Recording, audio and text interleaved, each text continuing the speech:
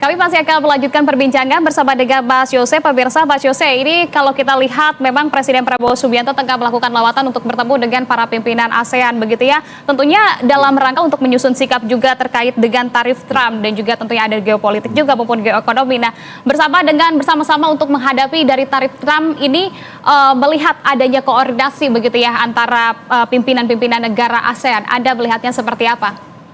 Ya, sebenarnya dibilang respons itu mungkin bukan hanya respons dalam arti kata mempunyai satu kesepakatan ya, karena nggak akan mungkin negara-negara ASEAN ataupun negara-negara lain ini bergabung untuk menghadapi Trump. Tentunya Amerika Serikat tidak akan menerima hal tersebut, tapi kita bisa sama-sama mencoba melihat kira-kira common interest kita seperti apa. Kemudian juga tidak melakukan apa yang selama ini dicontohkan oleh Amerika Serikat. Jadi jangan negara-negara ASEAN ini satu sama lainnya malah meningkatkan tarifnya, meningkatkan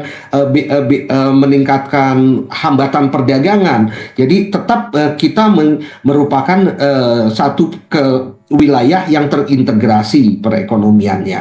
Nah, itu yang satu hal yang mungkin perlu kita lakukan. Selain juga tentunya seperti yang Pak Dev tadi katakan adalah mencoba mencari pasar-pasar baru. Tapi kan semua negara juga mencari pasar baru nih. Nah, oleh karena itu ya bagaimana kita saling satu sama lain itu juga saling bisa membalance antara keinginan kita mencari pasar baru tadi dan juga menjadi pasar baru tentunya. Tentu misalnya negara seperti Turki juga menginginkan bahwa pasar di Indonesia itu menjadi salah satu pasar dari produk mereka. Begitu juga negara-negara yang lainnya. Nah, satu hal yang mungkin saya perlu, mungkin tadi saya lupa ke garis bawahi, bahwa selain kita bisa mengirim ke tim negosiasi ke Amerika Serikat, ada baiknya juga kalau pada satu kesempatan nanti Bapak Presiden sendiri mencoba menghubungi secara personal gitu ya, Presiden Trump sendiri ataupun juga berbagai pihak yang lainnya di Amerika Serikat yang tingkatannya memang sudah high level, leader to leader, karena beberapa leader itu kelihatannya sudah mencoba melakukan hubungan yang sifatnya lebih personal kepada Presiden Trump, dan ini kelihatannya juga menentukan untuk negosiasi itu menjadi lebih baik ke depannya. Oke, tapi pendekatan kolektif ASEAN ini benar-benar efektif atau tidak, Mas Yose? Pendekatan kolektif ini akan lebih efektif kalau kita melihatnya dari jangka menengah dan jangka panjang. Kalau dalam jangka pendek nggak akan mungkin kita bisa dapatkan.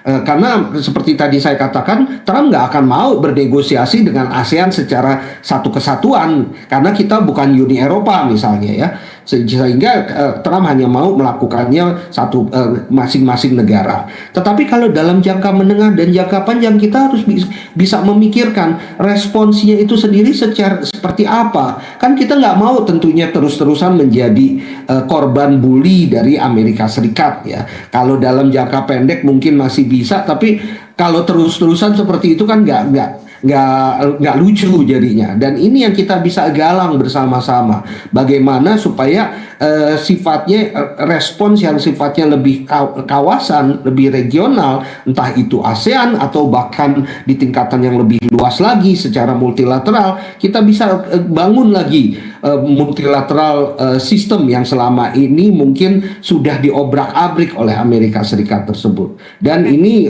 harus kita mulai dari sekarang. Dan kelihatannya ASEAN merupakan satu venue yang cukup potensial untuk melakukan itu.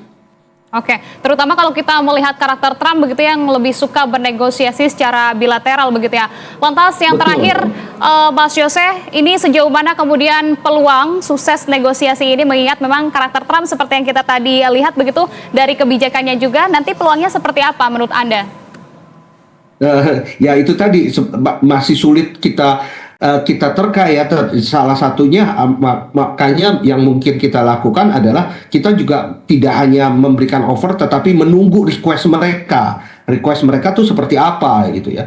Tapi pendekatan personal pun mungkin perlu dijajaki juga agar antara kedua leaders ini, kedua pemimpin ini bisa mempunyai bisa memfasilitasi dengan lebih baik gitu loh untuk tim negosiasi tarif yang diberangkatkan ke Amerika Serikat tersebut. Ya, Mas Yose, kalau terakhir tadi kita sempat juga membahas begitu ya soal TKDN ini, yang mana ini juga tentunya sangat menyangkut dengan kepentingan industri nasional begitu dan juga transfer teknologi. Nah, ini isu yang penting juga untuk kemudian kita buka, terutama bagi para pelaku industri di dalam negeri. Apakah menurut Anda kita membuka relaksasi ini merupakan langkah yang tepat atau malah justru beresiko, Mas Yose, terhadap industri lokal itu sendiri?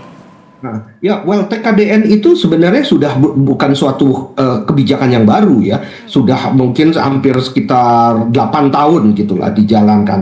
Dan selama ini hasil evaluasi dan hasil studi yang ada itu malah membuat beban kepada perkembangan industri Indonesia. Jadi memang sudah selayaknya juga sebenarnya kita meninggalkan kebijakan-kebijakan yang seperti itu, dan kita harus lebih realistis lah melihat sampai sejauh mana TKDN yang bisa kita dapat, yang bisa diterapkan tersebut. Jadi harus TKDN yang sekarang yang mungkin terlalu ketat itu harus diperlonggarkan. Bukan berarti ini sama sekali kita tinggalkan, tetapi paling tidak dia menjadi lebih fleksibel dan bisa diberikan dalam bentuk insentif dibandingkan dengan keharusan. TKDN yang ada sekarang ini kan sifatnya adalah keharusan, bukan memberikan insentif. Jadi hal tersebut yang mungkin bisa kita ubah, kita coba carikan jalan tengahnya agar perkembangan industri Indonesia sendiri juga tidak terbelenggu oleh adanya kebijakan-kebijakan seperti ini. Oke, Mas Yose, tapi kalau kita lihat pernyataan dari pemerintah begitu ya, ini yang melihat bahwa sepertinya negara kita tidak terlalu ataupun jangan terlalu mengkhawatirkan terkait dengan hal ini begitu, karena kita pernah mengalami yang lebih buruk dari ini, kita pernah menghadapi COVID-19 dan lain sebagainya, malah menormalisasi. Dan apakah ini hanya seperti gula-gula saja begitu untuk menenangkan publik, atau malah sebetulnya memang negara kita dalam kondisi yang tidak baik-baik saja menurut Anda, Mas Yose? Begini, kondisi negara kondisi ekonomi nasional kan tentunya akan dipengaruhi oleh kondisi ekonomi global, dan kondisi ekonomi global sekarang ini tidak akan sebaik-baik saja. Masalahnya adalah masalahnya ya dari tadi kita kan bicara tentang bagaimana dampak terhadap perdagangan kita. Dampak yang lebih besar dari tarif import AS ini itu adalah dampaknya kepada makroekonomi dan pasar keuangan. Kita sudah lihat bagaimana pasar keuangan jatuh di mana-mana, termasuk juga di Indonesia dan di Asia Pasifik ini. Dan itu memberikan guncangan yang cukup besar juga kepada pasar keuangan.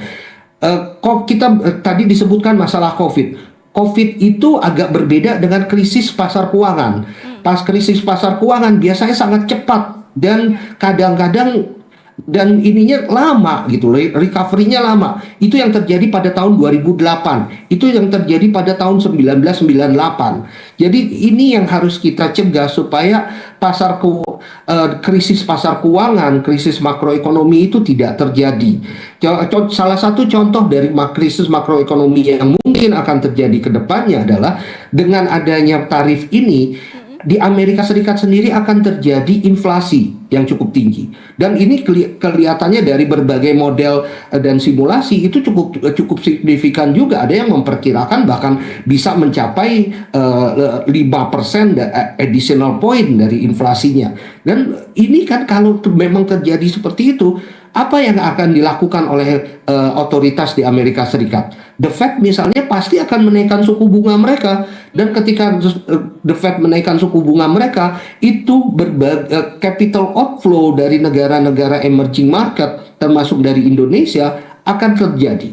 Dan kita sudah melihat pada tahun 2022 bagaimana dampaknya ketika Amerika Serikat meningkatkan suku bunga mereka. Ya. Sekali kita tidak mau ini tentunya terjadi lagi dan mendapatkan dampaknya saja, dan oleh karena itu di sini kita juga harus mempersiapkan diri dari sisi makroekonominya. Baik.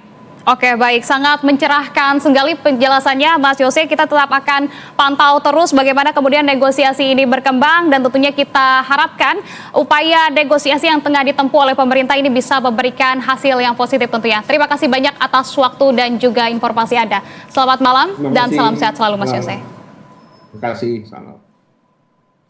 Ya, pemirsa, usai menimbulkan tanda tanya, akhirnya Prabowo dengan Ketum PDIP Megawati bertemu di Teguh